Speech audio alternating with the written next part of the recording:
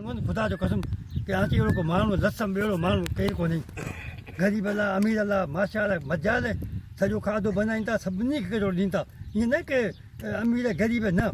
इहा हुन वटि इहा ख़ूबी कान्हे इज़त सभिनी कंदा अलाह जेको अचो ओचो अचो अचो हितां बि असांखे अॼु बिहो फोटो अचे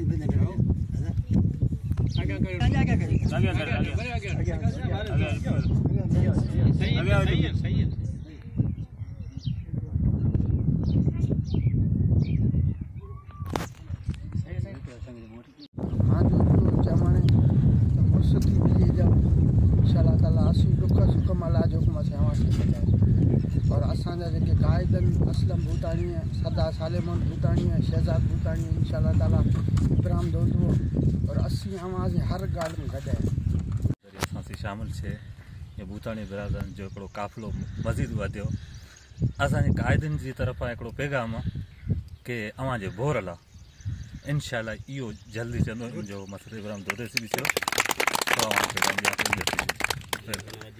असी बल्कि गॾु न भूतानी साहबारा इंशाल्लाह बस गॾु हूंदा ठीक है सर महिरबानी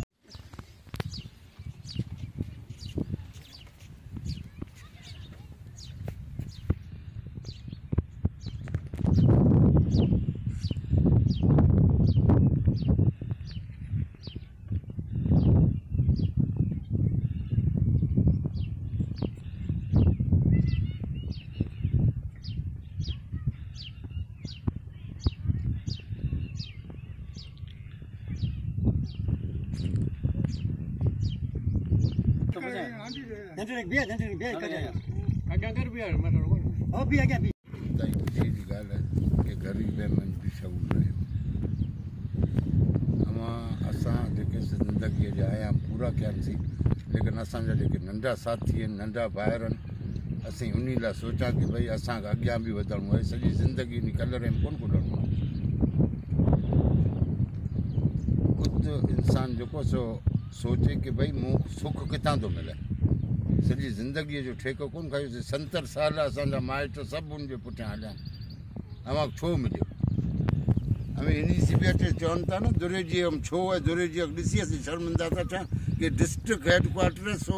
असांखे भूंडा थो ॾिए हो मुंहिंजा तहसील हिन जी हालत जी ॾिसो इहो त छो न आहे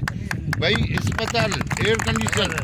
हर चीज़ जेका बि इंसानी नेमत आहे उहा उन खां त मुयसरु आहे हर घर में 2 घरनि ते बि हेॾी PMT रखे हुन घर में बत्ती बेटी ॿार सम्झो न इहो हिते उथल हिन में घणा किलोमीटर रोड ॾिसण लाइ सद मरनि था स्कूल ॾिसण लाइ सद मरनि था छो सहूलियत हिन जे बावजूद बि हमें जेको सो अबार आहे असांखे अॼु इलाही ख़ुशी थिए माशाल्लाह ऐं ॿारनि ॾिसी करे कि अवी जेके से अॼु भूतानी ग्रुप में अवी जेके से शामिल थिया आहियो इंशाल्लाह असीं वॾी ॻाल्हि कोन था करियां अल्लाह जे हुकुम सां असीं अव्हांखे जेके से ईअं कोन छॾींदासीं इंशाल्लाह चला कि असांजा जेके क़ाइदीन आहिनि से मतिलबु हर ग़रीब अमीर नंढे वॾे सी वीचारा मिलनि था इन खां अलावा उहो कम बि करण जी कोशिशि कनि था अव्हां जे अखियूं अॻु ॾांहुं त मतिलबु ॾिठो हूंदो त हर जगह मतिलबु हेर बि भूतानी साहब जे कम वेठा हलनि कम करे बि वेठो हर जगह जेको सो मतिलबु उनजो इहो मंशूर कि अमीर ग़रीब सभिनी ॿी पार्टी का ना है कि सिर्फ सरदारें जो या वॾेरें जो या कि मतिलबु बाला ताक़ती जो कमु थिए थो बाक़ी ग़रीब गुरबा जेके वञनि था ईअं रहिजी था वञनि हींअर पहिरियां असां सी हक़ीक़त ॻाल्हि आहे कि सभिनी बिरादरी जा माण्हू आहिनि बाक़ी चङा बिरादरी कनि था बाक़ी त उथल में असां सी जेके सो हमीद